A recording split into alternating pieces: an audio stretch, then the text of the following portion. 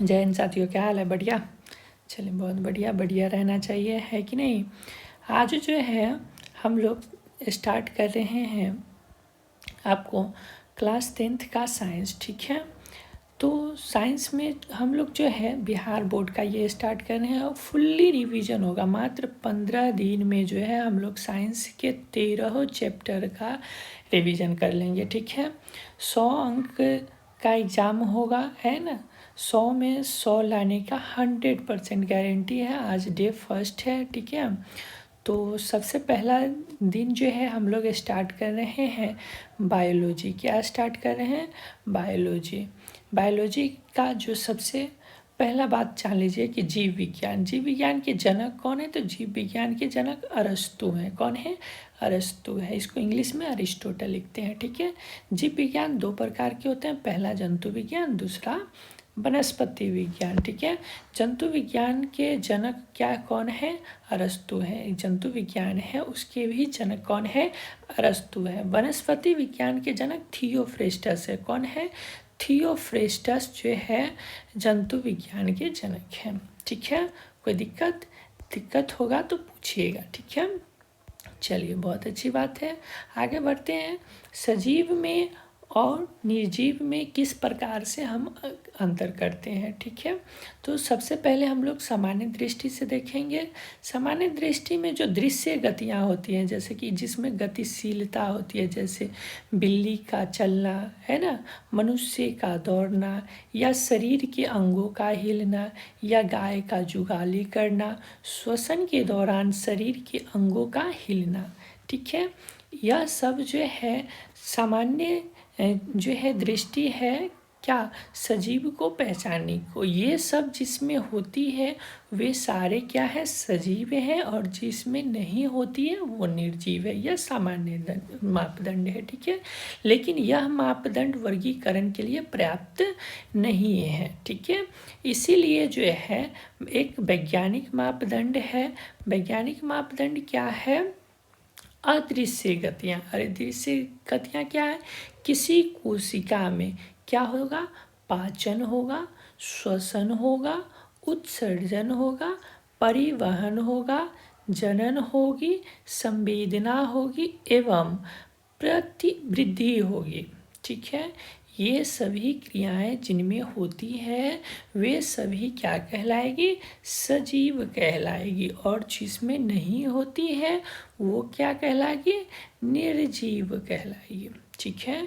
ये जो गतियां हैं आणविक गतियां कहलाती हैं, क्योंकि ये अणुओं के स्तर पर अर्थात बहुत छोटे स्तर पे होते हैं, ठीक है। कोई दिक्कत नहीं। चलिए आगे देखते हैं। आगे क्या है? सबसे पहले चैप्टर का नाम क्या है? जैव प्रक्रम। क्या है? चैप्टर का नाम है जैव प्रक्रम। और जैव प्रक्रम कहते किसे हैं सबसे पहले ये जानेंगे, ठीक है। वे सभी क्रियाएं या प्रक्रम जो जीवों के लिए क्या हो? जीवों को बनाए रखने के लिए तथा अनुरक्षण के लिए आवश्यक हो, क्या कहलाएंगे? जैव प्रक्रम कहलाते हैं। क्या कहलाते हैं? वे सभी क्रियाएं, मतलब कि जितनी भी क्रियाएं होती है जो क्या करते हैं, जीवों को जीवन को बनाए रखने के लिए आवश्यकता होती है ना, वही क्या कहलाती है? वही जो है जैव प्रक्रम कहलाती है, ठीक है।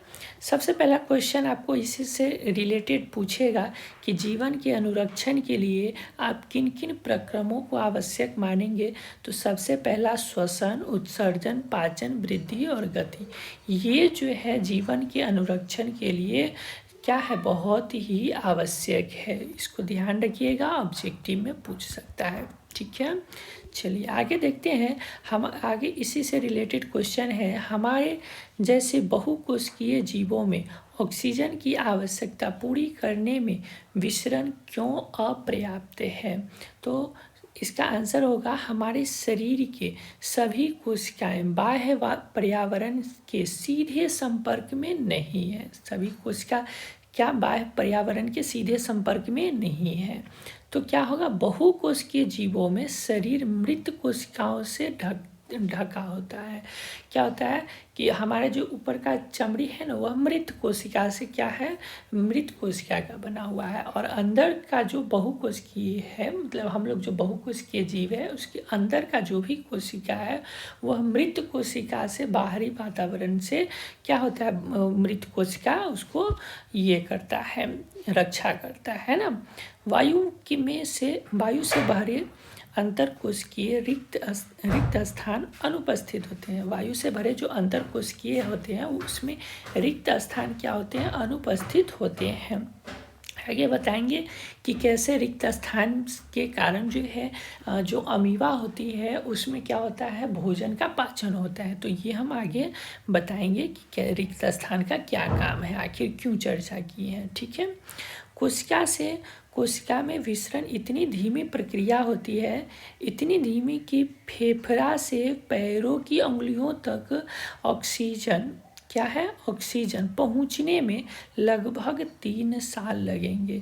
यानी कि कोशिका से कोशिका में विसरण जो है इतना धीरे होता है, इतना धीरे होता है कि जो हम लोग सांस लेते हैं, ठीक है, तो फेफड़ा से पैरों तक ऑक्सीजन को पहुंचने में लगभग 3 साल का समय लग जाता है। इसीलिए जो है इसमें क्या ऑक्सीजन, इसमें विसरण नहीं होता है।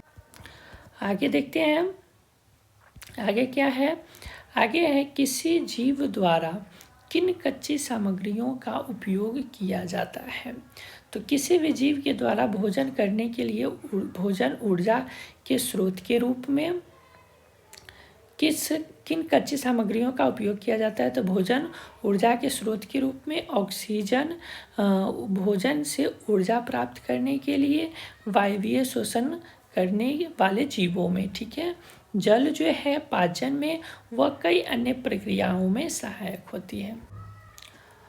आगे देखेंगे हम, आगे हम लोग जो है यह जैव प्रक्रम हम लोग समझ लिए। अब जैव प्रक्रम के बाद जो है, जो हमारा सबसे पहला जो टॉपिक है वो है क्या, पोषण। ठीक है, पोषण, इसको इंग्लिश में न्यूट्रिशन कहते हैं। पोषण को इंग्लिश में क्या कहते हैं, न्यूट्रिशन कहते हैं। स्वास्थ्य और विकास के लिए आवश्यक भोजन प्रदान यानी कि ग्रहण करने की प्रक्रिया को ही क्या कहते हैं, पोषण कहते हैं। यानी कि जो हम लोग भोजन करते हैं, ठीक है, भोजन को ग्रहण करते हैं, और वह भोजन क्यों करते हैं, क्योंकि हम स्वस्थ रहे, हमारे शरीर का ग्रोथ हो, विकास हो, है ना। तो इसीलिए जो है यही प्रक्रिया क्या कहलाती है, पोषण कहलाती है। ठीक है, आगे देखते हैं, आगे क्या है, पोषक तत्व। क्या है, पोषक तत्व वे महत्वपूर्ण घटक जो उस जीवों में ऊर्जा व कार्य करने के लिए अति आवश्यक होते हैं, पोषक तत्व कहलाते हैं। जैसे पहला कार्बोहाइड्रेट, कार्बोहाइड्रेट क्या, ग्लूकोज, शर्करा, आलू, जल इसमें मिलता है। ठीक है, प्रोटीन कहाँ किस चीज़ से मिलता है, दाल में, दूध में, पनीर में, vitamin A, B, C, D, E और के। ठीक है, जल और खनिज लवण, जल और खनिज लवण कैल्शियम, फास्फोरस, आयरन और हरी सब्जियों से प्राप्त होता है। ठीक है, चलिए बहुत अच्छी बात है। आगे देखते हैं हम, आगे क्या है, आगे है पोषण के प्रकार, टाइप्स ऑफ न्यूट्रिशन। या क्वेश्चन आपसे पूछेगा पोषण की विधियाँ, मोड ऑफ न्यूट्रिशन, दोनों में से कुछ भी पूछेगा, आंसर सेम है। ठीक है, पोषण 2 प्रकार की होती हुई, या तो पोषण की 2 प्रकार की विधियाँ होती हैं। ठीक है, ये 2 विधियाँ होती हैं। पहला तो है विषमपोषी, सॉरी यहाँ स्वपोषी है, ठीक है, और यहाँ विषमपोषी है। ठीक है, इसको सही कर लीजिएगा, यहाँ स्वपोषी है। ठीक है, वह पोषण की प्रक्रिया जिसके अंतर्गत जीव अकार्बनिक पदार्थ एवं कच्ची सामग्री से अपना भोजन स्वयं बनाती है, उस ऐसे जीव को स्वपोषी व पोषण की इस प्रक्रिया को स्वपोषी पोषण कहते हैं। देखिए क्या होता है कि वह पोषण की प्रक्रिया जिसके अंतर्गत जो है जीव क्या करता है, अकार्बनिक पदार्थ और कच्ची सामग्री से क्या करता है, अपना भोजन स्वयं कर बनाता है। कच्ची सामग्री क्या हो गया, जैसे कि हो गया जल हो गया, उसके बाद क्या हो गया, खनिज लवण हो गया, जो वायुमंडल से क्या लेता है कार्बन डाइऑक्साइड लेता है, हवा लेता है। उसके बाद जो सूर्य के प्रकाश की उपस्थिति में अपना भोजन बनाता है ना। तो यह सारा कार्य क्या करता है, स्वयं करता है। इसीलिए ऐसे जीव को स्वपोषी जीव कहते हैं और पोषण की इस प्रक्रिया को स्वपोषी पोषण कहते हैं। जैसे क्या हो जाएगा, पौधा हो जाएगा नील हरे शैवाल हो जाएगा। नील हरे शैवाल को इंग्लिश में साइनोबैक्टीरिया कहते हैं। ठीक है, चलिए विषम पोषी किसे कहते हैं, वह पोषण की प्रक्रिया जिसमें जीव पूर्व निर्मित क्या पहले से निर्मित भोजन जो है या दूसरे जीवों के द्वारा से बना बनाया भोजन ग्रहण करते हैं, विषम पोषी कहलाते हैं। ठीक है, और ऐसे जीव जो है विषम पोषी जीव कहलाते हैं। ठीक है, उदाहरण जैसे मनुष्य है, कुत्ता है, मच्छर है, कवक है, वायरस है, जुए हैं। ठीक है, बहुत अच्छी बात है। आगे देखते हैं, आगे क्या है, आगे है पौधों में पोषण। क्या है, पौधों में पोषण। पौधों में पोषण देखते हैं, पॉइंट वाइज हम लोग देखेंगे ताकि याद रहे। ठीक है, पहला पॉइंट, इनमें स्वपोषी पोषण प्रकाश संश्लेषण के माध्यम से होता है। किसके माध्यम से होता है, प्रकाश संश्लेषण के माध्यम से स्वपोषी पोषण होता है। किसमें होता है, पेड़ पौधों में। ठीक है, दूसरा पॉइंट, प्रकाश संश्लेषण एक जैव रासायनिक क्रिया है जिसमें प्रकाश ऊर्जा की सहायता से अकार्बनिक पदार्थों से कार्बनिक पदार्थों का निर्माण होता है। प्रकाश संश्लेषण कैसी क्रिया है, एक जैव रासायनिक क्रिया है। आपसे क्वेश्चन पूछेगा प्रकाश संश्लेषण कैसी क्रिया है, तो एक जैव रासायनिक प्रक्रिया है। इसमें क्या होता है, तो इसमें जो है प्रकाश ऊर्जा की सहायता से जो है अकार्बनिक पदार्थों से कार्बनिक पदार्थ का निर्माण होता है।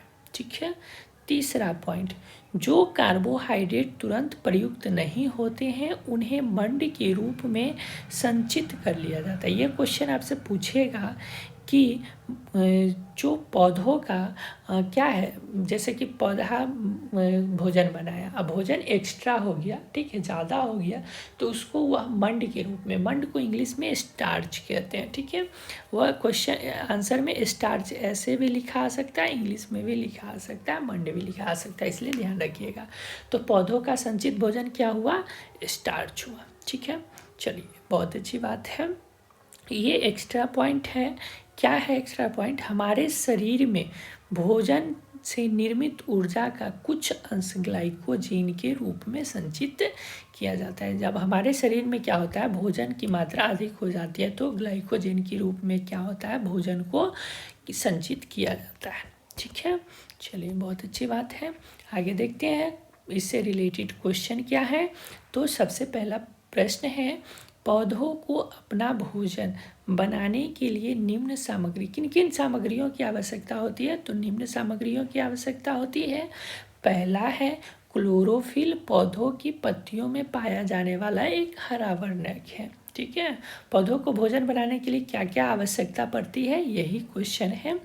तो पहला है क्लोरोफिल, पाया कहाँ जाता है, तो पौधों की पत्तियों में पाया जाता है। ठीक है, दूसरा है H2O, H2O कहाँ से लेता है, तो पौधा जो है जड़ से जो है अपना H2O यानी कि जल लेता है। ठीक है, उसके बाद जो है प्रकाश कहाँ से लेता है, तो प्रकाश जो है वह सूर्य से लेता है। ठीक है, CO2 कहाँ से लेता है, तो CO2 जो है वायुमंडल से लेता है। पोषक तत्व और खनिज लवण कहाँ से लेता है, तो जड़ से लेता है। कहाँ से लेता है, जड़ से पोषक तत्व और खनिज लवण लेता है। ठीक है, चलिए बहुत अच्छी बात है। आगे देखते हैं प्रकाश संश्लेषण के दौरान होने वाली कौन कौन सी घटनाएं हैं। सबसे पहली जो घटनाएं हैं वह क्लोरोफिल द्वारा प्रकाश ऊर्जा को अवशोषित करना। पहले क्या होता है, क्लोरोफिल के द्वारा प्रकाश ऊर्जा को क्या करता है, अवशोषित करता है। क्लोरोफिल अब जब अवशोषित कर लेता है उसके बाद क्या होता है, प्रकाश ऊर्जा को रासायनिक ऊर्जा में रूपांतरित करना। जब प्रकाश ऊर्जा को क्या करता है, क्लोरोफिल अवशोषित कर लेता है, तब क्या होता है कि जो प्रकाश ऊर्जा है उसको क्या करता है, रासायनिक ऊर्जा में रूपांतरित करता है, बदल देता है, तथा जल अणु को हाइड्रोजन तथा ऑक्सीजन में अपघटन कर देता है। जल अणु को क्या करता है, हाइड्रोजन और ऑक्सीजन में बदल देता है। ठीक है। उसके बाद तीसरा काम क्या है, कार्बन डाइऑक्साइड को कार्बोहाइड्रेट में अपचयन कर देता है। कार्बन डाइऑक्साइड को क्या करता है, कार्बोहाइड्रेट में अपचयन कर देता है। क्या प्रक्रिया है, ध्यान से देखिएगा, यह जो है आपको पूछेगा, ध्यान से सुनिएगा। यह जो CO2 है और H2O है, ठीक है, यह कहाँ से लिया, वायुमंडल से लिया है ना। यह कहाँ से लिया, जल से लिया, ठीक है। सूर्य के प्रकाश से क्या लिया, ऊर्जा लिया, इसको जो है रासायनिक ऊर्जा में बदल लिया।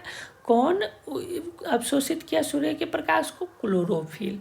उसके बाद क्या हुआ, इस कार्बन डाइऑक्साइड को जो है, यह जो है कार्बोहाइड्रेट में बदल देता है। ठीक है, किस में बदल देता है, कार्बोहाइड्रेट में बदल देता है, यह मिलकर। ठीक है, तो हमारा जो बनकर तैयार होता है, ग्लूकोज तैयार होता है। क्या बन के तैयार होता है, ग्लूकोज बन के तैयार होता है, C6H12O6। ठीक है, और ऑक्सीजन जो है क्या होता है, बाहर निकल जाता है। ऑक्सीजन क्या होता है, बाहर निकल जाता है, और जल भी बाहर निकल जाता है। ठीक है, सुबह में देखते हुइएगा, पत्ती देखे हुइएगा, तो उस पर क्या होता है, बूंद बूंद बूंद सुबह में जो है ऐसे लटका हुआ रहता है, उसी माध्यम से जल बाहर निकल जाता है। ठीक है, तो इसको जो है याद करके रखिएगा। क्या यह अभिक्रिया है, यह जो समीकरण है, यह आपको ध्यान रखना है। क्या है समीकरण, 6CO2, यह बैलेंस्ड है। ठीक है, 6CO2 + 12H2O सूर्य की प्रकाश की उपस्थिति में किसमें, क्लोरोफिल में C6H12O6 बनाता है, साथ में O6O2 बाहर निकालता है, और H2O जल भी बाहर निकालता है। यह क्या है, प्रकाश संश्लेषण की समीकरण है, यह ध्यान रखिएगा। ठीक है, चलिए बहुत अच्छी बात है, आगे देखते हैं। इसी तरह से पेड़ पौधों में पोषण, आगे उसके बाद की पॉइंट जो है, चौथा पॉइंट देखते हैं। ठीक है, पेड़ पौधों की पत्तियां पर बहुत सारे छोटे छोटे छिद्र होते हैं। पेड़ पौधों की पत्तियां जो होती है उस पर बहुत सारे छोटे छोटे छिद्र होती है, जिनमें से क्या होता है, गैसों तथा ऑक्सीजन व कार्बन डाइऑक्साइड का आदान प्रदान होता है। जो छोटी छोटी छिद्र होती है उससे क्या होता है, ऑक्सीजन जो है बाहर निकलता है और कार्बन डाइऑक्साइड लेता है, कभी कभी ऑक्सीजन भी लेता है, ऑक्सीजन भी छोड़ता है। ठीक है, वह जल का वाष्पीकरण भी होता है इन छिद्रों के रंध्र पर, और साथ में क्या होता है, इसी छिद्र के माध्यम से जो है वाष्पीकरण भी होता है। अभी के मौसम में जाइएगा सुबह में, तो देखिएगा कि पत्ती के जो कोना होता है ना, यहाँ पर जो है एकदम छोटा सा बूंद तैयार रहता है जल जो है निकलने के लिए, वही जो है इसी के छिद्र के माध्यम से ही वह निकलता है। ठीक है, जब प्रकाश संश्लेषण के लिए पौधों को कार्बन डाइऑक्साइड की आवश्यकता नहीं होती है, तो वह इन छिद्रों के द्वारा कोशिकाओं की सहायता से बंद कर लेता है। जब क्या होता है कि पेड़ पौधों को प्रकाश संश्लेषण के लिए जब कार्बन डाइऑक्साइड की CO2 की आवश्यकता नहीं होती है, तब वह अपने छिद्र को क्या करती है, बंद कर लेती है। देखिए, जब जो है यही वो रंध्र है, पत्तियों के जो एकदम छोटे छोटे रंध्र होते हैं, छिद्र होते हैं, इस छिद्र को रंध्र कहते हैं, जो ये है। ठीक है, चित्र के माध्यम से दर्शाया गया है। यह जो है रंध्र, यह क्या है, तो यह है खुली कोशिका, यह क्या है, खुली कोशिका, और यह बंद है। ठीक है, बंद कोशिका, यानी कि खुला रंध्र है और बंद रंध्र है। ठीक है, ये जो देख रहे हैं इसको कहते हैं द्वार कोशिका। यह क्या है, यह द्वार कोशिका है। इसको कहते हैं H2O।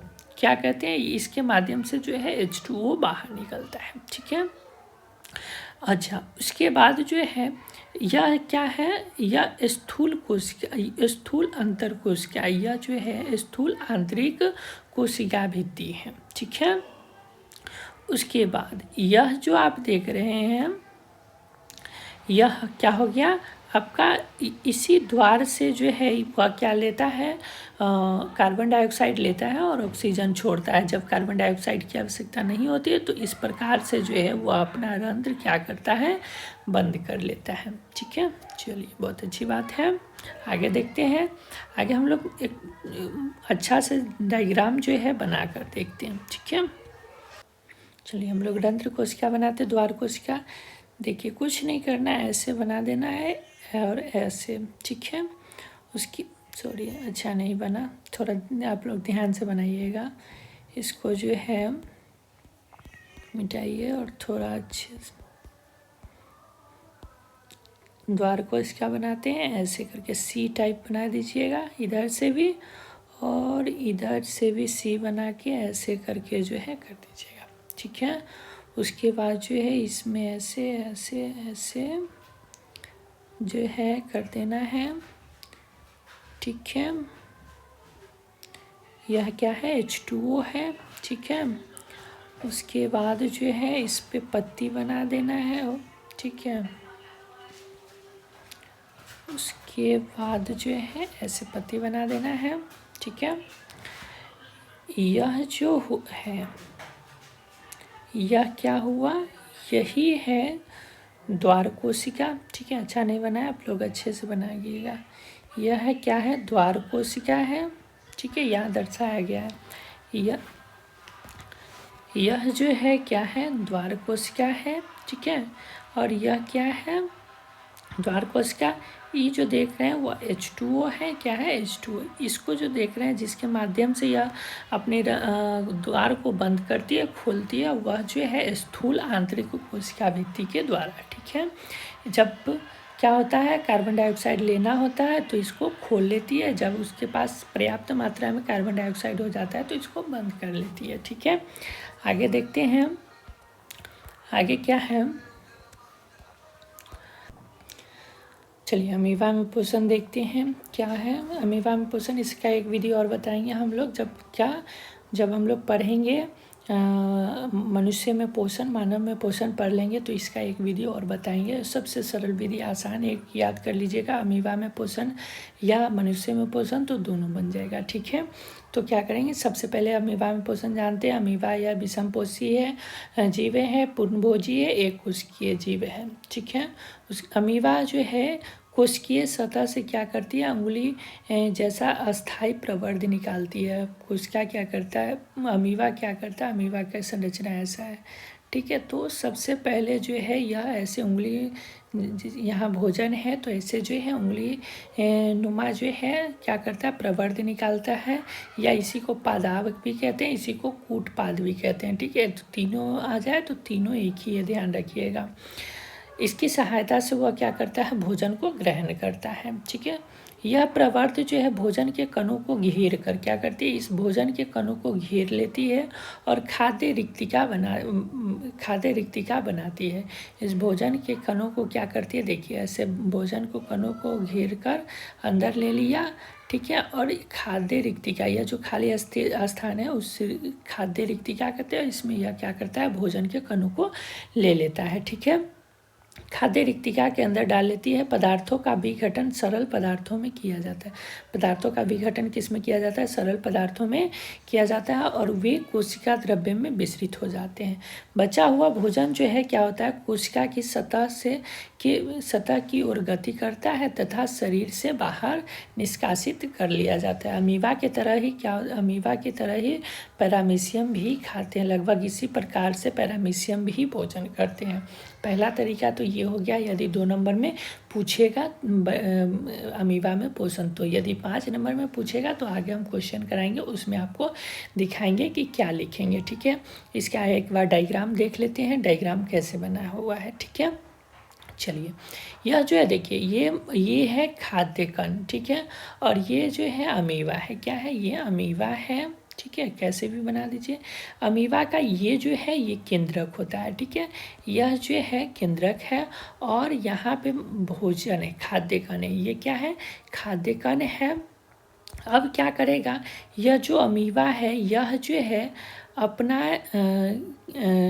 उंगली नुमा जो है पादाप या कूटपाद बनाता है और भोजन के कणों को क्या करता है, घेर लेता है। ठीक है, उसके बाद जो है भोजन को खाद्य रिक्तिका बना के जो है क्या करता है, भोजन को अंदर ले लेता है। भोजन को क्या करता है, अंदर ले लेता है और खाद्य रिक्तिका बनाता है। ठीक है, अब यह जो भोजन का कण है वह क्या होता है, आगे दिखाते हैं, एक सेकेंड रुक जाइए, इधर मिटा तो। अब जो यह भोजन का कण है उसको क्या करता है, वह पूरे अमीबा के पूरे शरीर में क्या होता है, विसरित हो जाता है। अमीबा के पूरे शरीर में क्या होता है, विसरित होता है इसके घूमने के कारण। ठीक है, उसके बाद जो बचा हुआ पदार्थ होता है, ठीक है, उसको फिर जो है वह बाहर निकाल देता है। ठीक है, यह जो है क्या हो गया, अमीबा में पोषण हो गया। ठीक है, आगे देखते हैं, इसी प्रकार से जो है पैरामीशियम में भी पोषण होता है। ठीक इसी प्रकार से पैरामीशियम का यदि डायग्राम बनाना हो तो ऐसे बनाइएगा, देखिए इसको मिटाइए थोड़ा अच्छे से, देखिए ऐसे कीजिएगा। ठीक है, आराम से थोड़ा सा नीचे लाइएगा, फिर जो है ऐसे कर दीजिएगा। ठीक है, इसमें जो है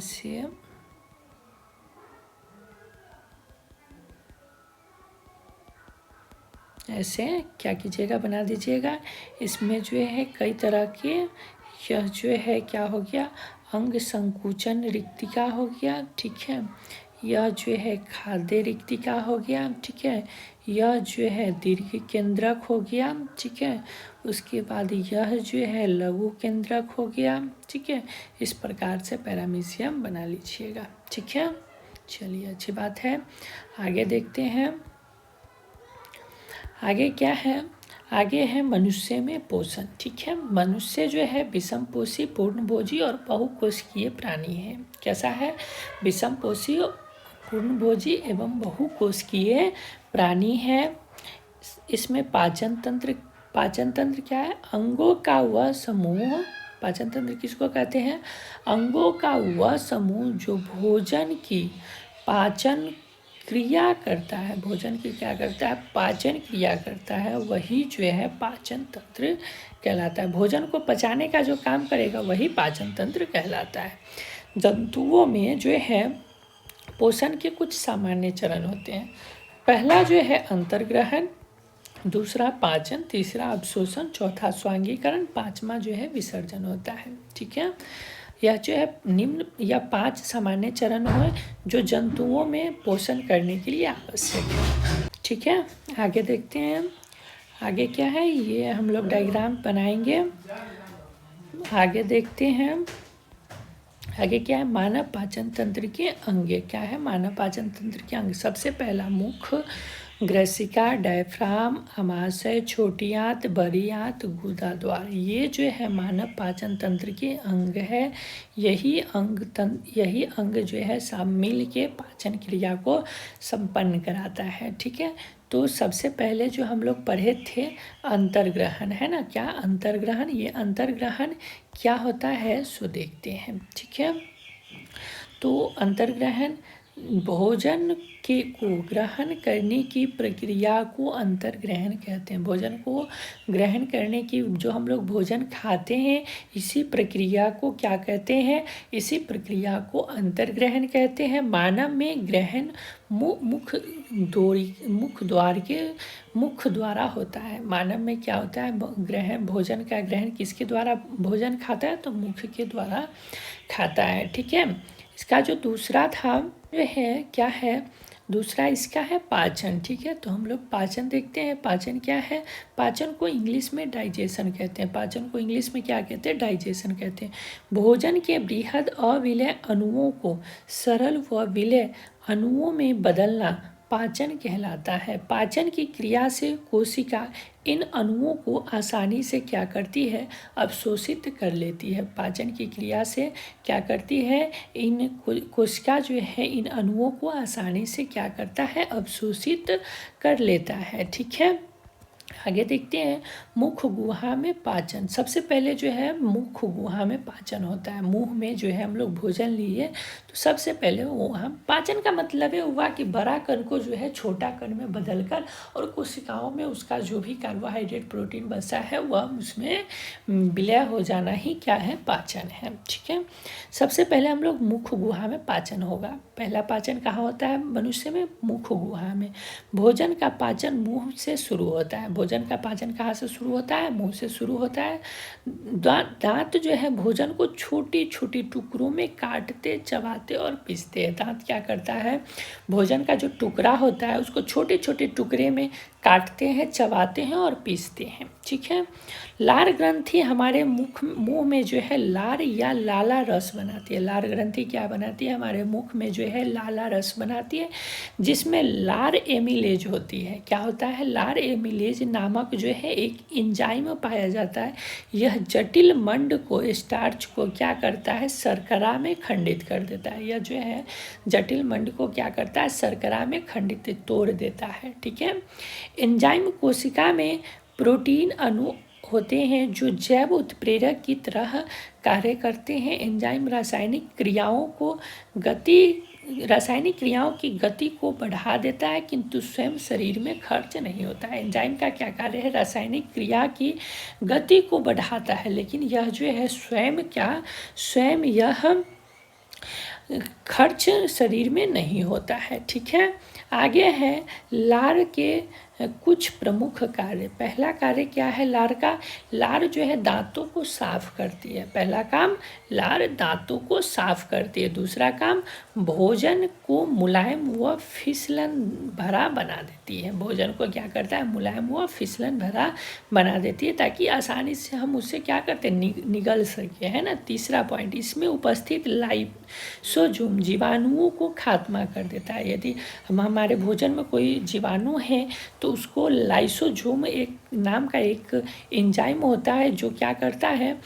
उस जीवाणु को खत्म कर देता है। चौथा काम है लार जो है मुख गुहा, होठ व मुख को गीला रखने में सहायता करती है, जिससे ध्वनि का उच्चारण सुचारू रूप से होता है। ठीक है, पांचवा काम है इसमें उपस्थित टाइलिन एंजाइम जो है स्टार्च का पाचन करता है। इसमें क्या होता है? टाइलिन एंजाइम पाया जाता है जो स्टार्च को पाचन करने में सहायता करता है। छठा काम है इसका, हमारी जीभ खाने के लिए लार को मिलाने में सहायता करती है। हमारी जो जीभ है, जीभ पे लार होता है जो क्या करता है? उसकी सहायता से ही जो है वह उस भोजन को मिलाने का कार्य करता है। तत्पश्चात जो है भोजन ग्रसिका की सहायता से अमाशय की तरफ बढ़ता है। अमाशय भोजन के आने पर फैल जाता है। अमाशय क्या होता है? भोजन के आने पर क्या होता है? फैल जाता है। ठीक है, दूसरा है ग्रास नली में। पहले मुख गुहा में पाचन हो गया, अब हम लोग ग्रास नली में पाचन देखेंगे। Digestion in oesophagus. ठीक है, ग्रास नली में कोई पाचक नहीं होता है। ग्रास नली में कोई पाचक नहीं होता है, यह सिर्फ एक निगलने का क्या है? द्वार है। ठीक है, ग्रास नली में कोई पाचन नहीं होता है। ठीक है, उसके बाद होता है अमाशय में पाचन, डाइजेशन इन स्टोमक। अमाशय जो है जे आकार का, देखिए ये जो है इस आकार का जो है होता है, जिसमें क्या होता है? इसमें भोजन क्रमाकुंचन विधियों द्वारा पीसा जाता है। इसमें भोजन क्या होता है? क्रमाकुंचन विधि द्वारा जो है पीसा जाता है। साथ ही जठर ग्रंथियां जो है, गैस्ट्रिक ग्लैंड्स से निकला जठर रस जो है वह भी मिलता है। ठीक है, इसी में मिल जाता है। अमाशय की भित्ति में 3 बेलनाकार जठर ग्रंथियां मौजूद होती है, जिनसे जठर रस का क्या होता है? स्रावन होता है, जिसमें मुख्यतः हाइड्रोक्लोरिक अम्ल, एंजाइम, पेप्सिन व सलेस्मा मौजूद होते हैं। ठीक है, आगे जो है देखते हैं HCl जो है HCl अम्ल एक अम्लीय माध्यम तैयार करता है जो पेप्सिन एंजाइम की क्रिया में सहायता होता है। अगला पॉइंट है, यह भोजन के साथ एक बैक्टीरिया व हानिकारक चीज़ों को भी क्या करता है, नष्ट कर देता है। आगे पेप्सिन का कार्य प्रोटीन का विखंडन करना होता है। पेप्सिन का कार्य क्या होता है, प्रोटीन का विखंडन करना होता है। ठीक है, आगे देखते हैं। भोजन परिस्थितियों में, सामान्य परिस्थितियों में श्लेष्मा आमाशय के आंतरिक स्तर की अम्ल से रक्षा करता है। अम्ल से क्या करता है, रक्षा करता है। आंशिक रूप से पाचित भोजन अब क्षुद्रांत यानी कि छोटी आंत में प्रवेश कर जाता है। इतना होने के बाद जो है भोजन कहाँ पहुँचता है, तो छोटी आंत में पहुँचता है। ठीक है, अब हम लोग देखते हैं छोटी आंत में पाचन। ठीक है, आमाशय में हम लोग पाचन देख लिए क्या क्या हुआ, आमाशय में पाचन देख लिए है ना, यहाँ से यहाँ तक आमाशय में पाचन था, क्या क्या होता है आमाशय में। अब जो है आगे हम लोग देखेंगे छोटी आंत में पाचन। ठीक है, क्या देखेंगे, छोटी आंत में। सबसे पहला पॉइंट है क्षुद्रांत में। जो छोटी आंत का पहला भाग है क्षुद्रांत, छोटी आंत में ही होता है। यह जो है आहार नाल का सबसे लंबा भाग होता है, जो कि अत्यधिक कुंडलित होता है। ये क्या होता है, अत्यधिक कुंडलित होता है। ठीक है, इसका लंबाई जो है लगभग 6.5 मीटर लंबा होता है, यानी कि 6.5 मीटर लंबा, 6.5 मीटर लंबा यह होता है। ठीक है, उसके बाद क्षुद्रांत जो है आहार नाल में पूर्ण पाचन की जगह है। क्षुद्रांत जो है आहार नाल में, वह जो है पूर्ण पाचन का क्या है, जगह, वहाँ पूरा पाचन हो जाता है। ठीक है, छोटी आंत को 2 ग्रंथियों से श्रावण प्राप्त होता है, यकृत जिसे इंग्लिश में लीवर कहते हैं, तथा अग्नाशय जिसको इंग्लिश में पेनक्रियाज कहते हैं। ठीक है, छोटी आंत में क्या होता है, 2 ग्रंथियों से श्रावण प्राप्त होता है, यकृत से और किससे, यकृत से और किससे, तो अग्नाशय से। ठीक है, आगे देखते हैं। आगे है, सबसे पहले हम लोग यकृत के बारे में जान लेते हैं, उसके बाद आगे बढ़ेंगे। तो यकृत से पीत रस का स्रावन होता है, जिसका भंडारण पित्ताशय में होता है। यकृत से क्या होता है, पीत रस का स्राव होता है, जिसका भंडारण पित्ताशय में होता है। ठीक है, तथा पीत रस के 2 कार्य होते हैं। पहला कार्य है, यह आमाशय से आने वाले अम्लीय भोजन को क्षारीय रूप में परिवर्तित करता है, ताकि अग्नाशय से आने वाला एंजाइम उस पर कार्य कर सके। दूसरा कार्य है, पीत लवण जो है भोजन में उपस्थित वसा को छोटी गोलिकाओं में खंडित कर देता है, जिससे क्या होता है, उन पर एंजाइम की क्रियाशीलता बढ़ जाती है। इस पर क्या होता है, उपस्थित वसा को छोटी गोलिकाओं में खंडित कर देता है, जिससे जो है क्या होता है, एंजाइम की क्रियाशीलता जो है बढ़ जाती है। ठीक है, आगे देखते हैं। अग्नाशय जो है, अग्नाशय के बारे में देखते हैं। अग्नाशय जो है अग्नाशिका रस का स्रावन करती है। अग्नाशय क्या करती है, अग्नाशिका रस का स्रावन करती है, जिसमें प्रोटीन के पाचन के लिए ट्रिप्सिन एंजाइम होता है। जिसमें क्या होता है, प्रोटीन के पाचन के लिए ट्रिप्सिन एंजाइम होता है। इसमें जो है इमल्सीकृत वसा का पाचन करने के लिए लाइपेज होता है। मंड के खंडन करने के लिए अग्नाशिक एमिलेज होता है। यह तीनों जो है अग्नाशय में होता है, जो कि खंडित करने के प्रोटीन को ट्रिप्सिन में, इमल्सीकृत वसा को लाइपेज में और मंड को अग्नाशिक एमिलेज खंडन करने का कार्य करता है। ठीक है, अगला जो है क्षुद्रांत है। अगला क्या है, क्षुद्रांत है। क्षुद्रांत की भित्ति ग्रंथि होती है, जो क्षुद्रांत की भित्ति में जो है एक ग्रंथि होती है, जो आंत रस स्रावित करती है। इसमें उपस्थित एंजाइम जो है क्या करती है, प्रोटीन को एमिनो अम्ल में बदल देती है। प्रोटीन को क्या करती है, अमीनो अम्ल में, जटिल कार्बोहाइड्रेट को ग्लूकोज में, वसा अम्ल में तथा ग्लिसरॉल में परिवर्तित कर देती है। पाचन की क्रिया जो है यहाँ पर समाप्त होता है। ठीक है, चलिए आगे जो है हम लोग देखते हैं अवशोषण। क्या देखते हैं? अवशोषण। पहले हम लोग पढ़े थे अंतर्ग्रहण। क्या पढ़े? अंतर्ग्रहण। अंतर्ग्रहण क्या? अंदर लेने की, भोजन को ग्रहण करने की प्रक्रिया अंतर्ग्रहण है। दूसरा हमने पढ़ा पाचन। दूसरा क्या? पाचन। मुख गुहा से लेकर जो क्षुद्रांत तक जो भोजन का पाचन, जो भोजन का छोटे छोटे टुकड़ों में खंडन हुआ, वही क्या है? पाचन है। अब जो है अवशोषण है, जो खंडन होने के बाद जो प्रोटीन, वसा, कार्बोहाइड्रेट है ना, विटामिन, ये सब जो है उसको अब क्या करेगा? शरीर अवशोषित करेगा। ठीक है। तो क्षुद्रांत के आंतरिक स्तर पर अनेक अंगुली जैसा प्रवर्ध होते हैं। क्षुद्रांत के अंगुली जैसे प्रवर्ध होते हैं, जिन्हें दीर्घरोम कहते हैं। देखिए यही जो है क्षुद्रांत के आंतरिक स्तर पर जो है ये जो है ये क्षुद्रांत का आंतरिक स्तर है। ठीक है। यह जो है ऐसे दीर्घरोम बने होते हैं। ठीक है।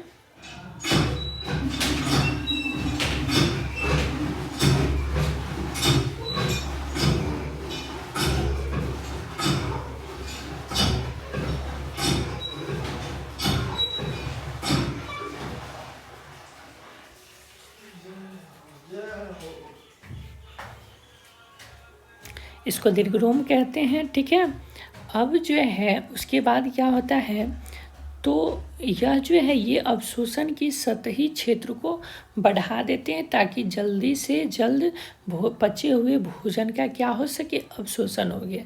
मान के चलो, देखो ऐसे रहता, देखो बताते हैं, देखो ऐसे रहता तो यह क्या होता कि धीरे कम पाचन, सतही क्षेत्र कम होता पाचन अवशोषण के लिए।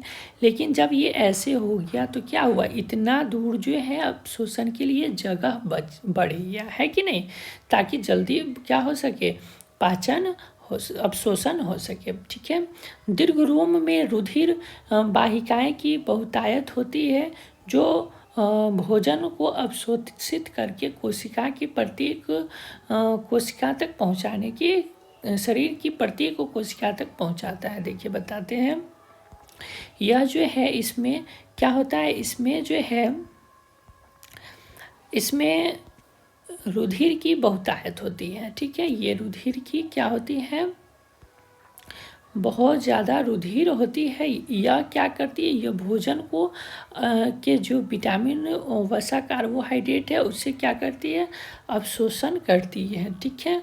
और अवशोषण करके शरीर के प्रत्येक कोशिका में यह जो है पहुंचाने का कार्य करता है। ठीक है। आगे देखते हैं, आगे क्या है? इसके पश्चात इस भोजन को आत्मसात करने की प्रक्रिया संपन्न होती है। इसके पश्चात जो है भोजन को आत्मसात मतलब अंदर लेने की प्रक्रिया क्या होती है? संपन्न होती है। बड़ी आंत में दीर्घरोम की सहायता से जल को अवशोषित कर लिया जाता है। उसके बाद जो है क्या होता है? भोजन जो है आगे बढ़ता है, और बड़ी आंत में क्या होता है? भोजन को जो है भोजन में जो जल होता है उस जल को अवशोषित कर लेता है बड़ी आंत के दीर्घरोम की सहायता से। ठीक है। उसके बाद जो है विसर्जन होता है। जो अपच पदार्थ होता है उसको शरीर से निकालना ही क्या कहलाता है? विसर्जन, इजेशन कहलाता है। ठीक है। लास्ट है स्वांगीकरण। स्वांगीकरण में जो है क्या होता है? स्वांगीकरण क्या है? अवशोषित भोजन को कोशिका द्वारा ग्रहण कर उसे जीव द्रव्य के रूप में विलीन या आत्मसात होने की क्रिया को स्वांगीकरण कहते हैं। सभी जीवों में यह क्रिया आवश्यक तथा समान रूप से होता है। भोजन जो अवशोषित भोजन है और कोशिका द्वारा ग्रहण कर उसे जीव द्रव्य के रूप में, जीव द्रव्य के स्वरूप में विलीन होने की क्रिया ही क्या कहलाता है? अस्वांगीकरण कहलाता है। मतलब कि भोजन कर लिए, ठीक है, और कोशिका क्या होता है? कोशिका उस चीज़ को अवशोषित कर लिया, तो यही जो है अपने अंदर जो है विलीन कर लिया, तो यही जो क्रिया है वह स्वांगीकरण कहलाता है। ठीक है। आगे हम लोग देखते हैं दांत के बारे में। दांत के बारे में सबसे पहले दंत क्षरण। दंत क्षरण क्या है? दंत क्षरण जो है इनामेल तथा डेंटिन को धीरे धीरे मृदुकरण करके जो है होता है। हमारे मुख में उपस्थित जीवाणु भोजन से क्रिया करके अम्ल का निर्माण करते हैं। यही इनामेल जो है मृदु या विखनिजीकृत होता है तो वही क्या कहलाता है, दंत क्षरण कहलाता है। यानी कि दांत के जो ऊपरी जो इनामेल और डेंटिन है उसका जो टूटना ही क्या कहलाता है, दंत क्षरण कहलाता है। अब सबसे पहले जान लें कि इनामेल और डेंटिन होता क्या है। तो इनामेल जो है दांत की जो बाहरी परत के शरीर की सबसे मजबूत, कठोर व सर्वाधिक खनिजों से युक्त है। यह जो इनामेल है यह बाहरी परत है कि दांत का जो बाहरी परत उजला वाला दिखते हैं हम लोग, वही बाहरी परत है। यह सबसे मजबूत होता है, सबसे कठोर होता है, सर्वाधिक खनिजों से युक्त होता है। इसमें कोई जीवित कोशिका नहीं होता है। इनामेल की कोशिका या पुनः निर्माण नहीं हो सकता। एक बार जब इनामेल टूट जाएगा तो यह जो है दोबारा से नहीं बन सकता। डेंटिन जो होता है यह जीवित कोशिका से बनी एक परत है जो कि इनामेल के नीचे उपस्थित होता है। यह हमारे द्वारा जो है स्थित दंत मज्जा को सुरक्षित रखता है। जब इनामेल की अनुपस्थिति के कारण डेंटिन बाह्य खाद्यों व अन्य तत्वों के संपर्क में आती है तो हमें दांत में झंझनाहट व तेज दर्द होने लगता है। ठीक है, यह जो डेंटिन है, इनामेल जब ख़त्म हो जाता है, टूट जाता है, तो डेंटिन जो है जब हम लोग देखते हैं सो ठंडा, मतलब ठंडे के महीने में पानी पिए, ठीक है, तो दांत सिहर जाता है कि नहीं, तो वही जो है झनझनाहट होता है ना, तो वही क्या है जो इनामेल के मृदुकरण के कारण होता है। वह डेंटिन जो है, डेंटिन मृत कोशिका नहीं होता है लेकिन इनामेल मृत कोशिका होता है, और डेंटिन जीवित कोशिका होता है जिसके कारण क्या होता है, झनझनाहट महसूस होता है। ठीक है, आगे देखते हैं। हमारे मुख में उपस्थित लार अम्ल को उदासीन कर दांतों की रक्षा करता है। हमारे मुख में जो लार होता है वह अम्ल को उदासीन कर देता है और दांत को क्या करता है, रक्षा करता है। अनेक जीवाणु कोशिका खाद्य कणों के साथ मिलाकर दांतों पर चिपककर दंत प्लांक बनाता है। जो बहुत सारी कोशिका होता है जो खाद्य कणों के साथ जो है मिल जाता है और वह जो है दंत प्लांक बनाता है। ठीक है, क्या बनाता है, दंत प्लांक बनाता है। दंत प्लांक क्या होता है, यह एक चिपचिपा रंगहीन आवरण है जो भोजन उपरांत 4 से 12 घंटे में निर्मित होता है। दांत को नाखून से घसीएगा, ठीक है, और उसके बाद जो नाखून में जो क्या होता है, वो रंगहीन चिपचिपा जो पदार्थ होता है वही जो है क्या है, दंत प्लांक है। ठीक है, यह 4 से 12 घंटे तक में निर्माण होता है, बनता है। प्लांक जो है लंबे समय तक दांतों पर रहकर हमारे लार में उपस्थित खनिजों से अभिक्रिया कर टर्टर दांत का मैल का निर्माण करता है। ठीक है, यह जो टर्टर को पार कर लार अम्ल को उदासीन नहीं कर पाती जिससे दांतों को क्षति होना प्रारंभ हो जाता है। यह आप जो दांत को नहीं साफ कीजिएगा तो क्या होगा, वह जो टर्टर है वह क्या करता है, दांत का जो मैल है जो ऐसे करके निकालिएगा, ठीक है, तो वह जो है बहुत सारा जम जाता है और वह जब ज़्यादा मात्रा में हो जाएगा तो क्या होगा, टर्टर को पार करके जो है लार अम्ल को उदासीन नहीं कर पाएगा। क्या करेगा, लार अम्ल को उदासीन नहीं कर पाएगा, और लार अम्ल को उदासीन नहीं करेगा तो दांत की क्षति होगी। ठीक है, आगे देखते हैं। आगे क्या है, दंत क्षय से बचने के उपाय क्या है। तो दंत क्षय से बचने के सबसे पहला उपाय है दिन में कम से कम 2 बार दांतों को साफ करें। ठीक है, अत्यधिक देर तक ब्रश ना करें। ब्रश करते समय जो है ब्रश को अत्यधिक ना दबाएं। फ्लॉस दांत को साफ करने की जो धागा होती है हर रोज प्रयोग ना करें। जो नहीं खरीका करते रहते हैं वो रोज नहीं करना है। ठीक है, सोडा व सॉफ्ट ड्रिंक का उपयोग नहीं करना है। सख्त वालों वाला ब्रश नहीं यूज करना है। जो एकदम मुलायम ब्रश होता है उसका यूज करना है। ठीक है, सेहतमंद भोजन खाएं, फल व सब्जियां चबा चबा कर खाएं। दंत चिकित्सक की समय समय पर सलाह लें। नीम, बबूल आदि के दातुवन भी करना चाहिए। खाना खाने के बाद कुल्ला करें। आम का पत्ता जो है उसे चबाकर पेस्ट बनाए, उसके बाद जो है दांतों को साफ करें। नींबू के अंदरूनी छिलके से दांत को साफ करें। ठीक है, ये हो गए आपके जो है दंत क्षय से बचने के उपाय। ठीक है, आगे देखते हैं जो इस चैप्टर से ये जो चैप्टर हम लोग पढ़े हैं, ठीक है, इस चैप्टर से जो महत्वपूर्ण क्या है प्रश्न है, महत्वपूर्ण ऑब्जेक्टिव तथ्य है, वो हम लोग देखने की कोशिश करते हैं। ठीक है, एक यानी कि सारांश टाइप का है ना।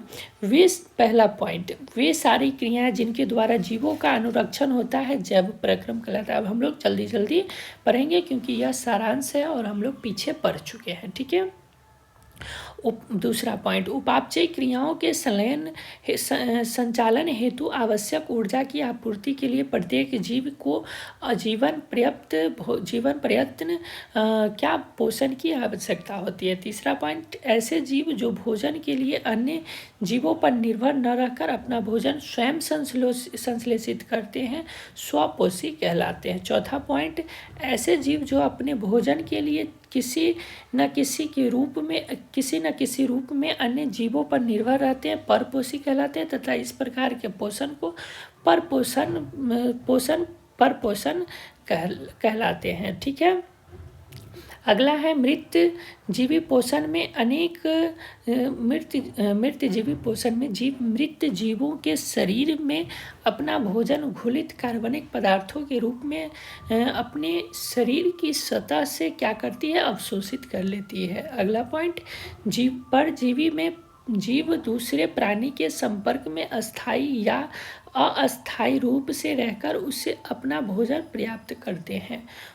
अगला पॉइंट, वैसा पोषण जिसमें प्राणी अपना भोजन ठोस या तरल के रूप में जंतुओं के भोजन ग्रहण करने की विधि द्वारा ग्रहण करता है, प्राणी संपोषण कहलाता है। क्या कहलाता है? प्राणी संपोषण कहलाता है। स्वपोषी पोषण सभी हरे पौधों में प्रकाश संश्लेषण की क्षमता होती है जिसके तहत सूर्य के प्रकाश की उपस्थिति में पौधा CO2 H2O स्थिरीकरण कर कार्बोहाइड्रेट यानी कि ग्लूकोज का संश्लेषण करता है। ठीक है, आगे देखते हैं। हरे पौधों में पाए जाने वाले पर्णहरित या क्लोरोफिल सौर ऊर्जा को प्रकाश संश्लेषण की क्रिया में रासायनिक ऊर्जा में परिवर्तन करते हैं जो संश्लेषित ग्लूकोज अणुओं में संचित रहता है। अगला पॉइंट देखते हैं। प्रकाश संश्लेषण की क्रिया में अनिवार्य भूमिका निभाने वाले क्लोरोफिल को प्रकाश संश्लेषण इकाई कहते हैं एवं हरित लवक को प्रकाश संश्लेषी अंगक कहते हैं। ठीक है, प्रकाश संश्लेषण प्रक्रिया में जरूरी काम आने वाले 4 कच्चे पदार्थ होते हैं, CO2 H2O क्लोरोफिल और सूर्य का प्रकाश। प्रकाश संश्लेषण की क्रिया में ऑक्सीजन मुक्त होता है जो क्या करता है, वायु को शुद्ध रखता है एवं CO2 O2 के बीच संतुलन बनाए रखता है। क्लोरोफिल की अनुपस्थिति के कारण सभी जंतुओं में सभी जंतु परपोषी होते हैं। परपोषी जंतु मृतजीवी, परजीवी या प्राणी संपोषी होते हैं। ठीक है, आगे देखते हैं। अमीबा जो है, अमीबा तथा पैरामीशियम क्या है, प्राणी संपोषी जंतु है। ठीक है, जंतु के आहार नाल की लंबाई 8 मीटर से 10 मीटर तक होती है। 8 मीटर से 10 मीटर तक मनुष्य का आहार नाल की लंबाई होती है तथा यह मुख गुहा, फेरिंक्स, ग्रास नली, आमाशय, छोटी आंत और बड़ी आंत में विभाजित होती है। यह जो 8 से 10 मीटर होती है यह फेरिंक्स, ग्रास नली, आमाशय, छोटी आंत और बड़ी आंत में विभाजित होती है। मनुष्य के आहार नाल में से संबंध लार ग्रंथि, यकृत तथा अग्नाशय नामक पाचक ग्रंथियां पाई जाती हैं। ठीक है, मनुष्य में छोटी आंत डियोडोनम, जेजुनम तथा डियोडेनम, जेजुनम और इलियम में विभाजित होती है। बड़ी आंत कोलोन तथा रेक्टम में विभाजित होती है। जो छोटी आंत होती है वह 3 प्रकार की होती है। पहला होती है डियोडोनम, दूसरा होती है जेजुनम, तीसरा होती है इलियम। ठीक है, जो बड़ी आंत होती है उसका 2 भाग है, पहला होता है कोलोन, दूसरा होता है रेक्टम। ठीक है, आगे देखते हैं।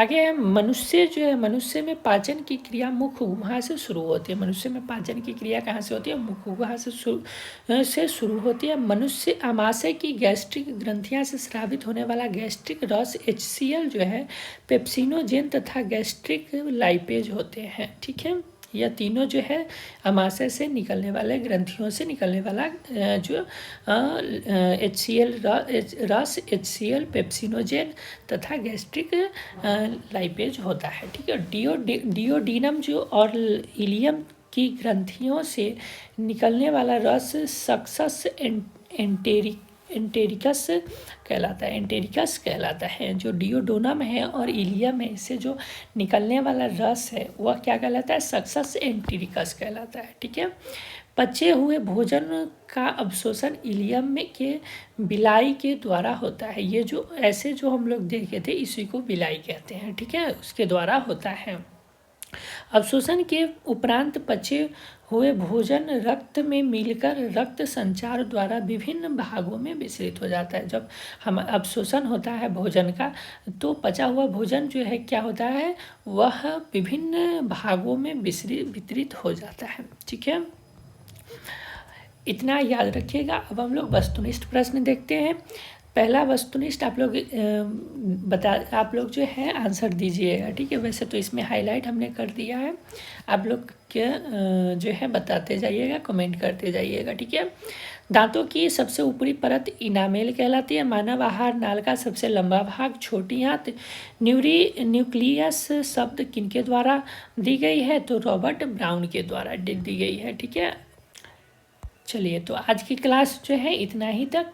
आगे की ऑब्जेक्टिव हम नेक्स्ट क्लास में देखेंगे। ठीक है, तब तक के लिए आप लोग बने रहिए। ठीक है, यह जो है 15 दिन में आप लोग सारे चैप्टर को हम कंप्लीट कर देंगे। ठीक है, नेक्स्ट डे जो है हम लोग क्वेश्चन आंसर इस चैप्टर का और भी देखेंगे। ठीक है, तो मिलते हैं डे 2 में।